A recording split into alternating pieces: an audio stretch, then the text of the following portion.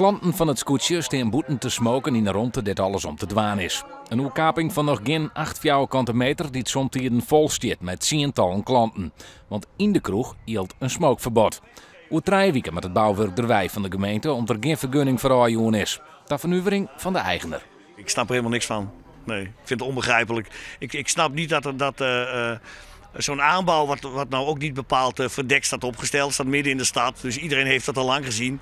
Het is niet een stiekem pandje of iets wat er staat.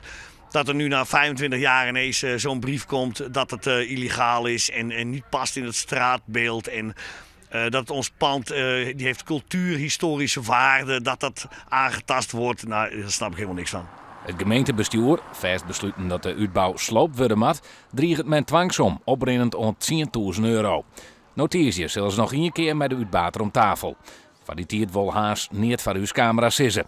Gewoon jullie haar klachten hoe loodsoerlijst. De cafébaas zei daar wat ontdwaan te wollen. Het ding is nou half open en half dicht. En ik heb laatst tegen de gemeenteambtenaar gezegd, we kunnen bijvoorbeeld denken om de overkapping, wat nou doek is, om daar een vaste overkapping van te maken. Dat past het straatbeeld tart het niet, want dat ziet verder niemand. Je zou er een schuifdeurtje in kunnen zetten, dan houdt het geluid al een heel stuk naar binnen. En ook de overlast op straat. Dus die kant zit ik meer aan te denken. Maar ik denk niet dat ik de gemeente zover krijg, nee.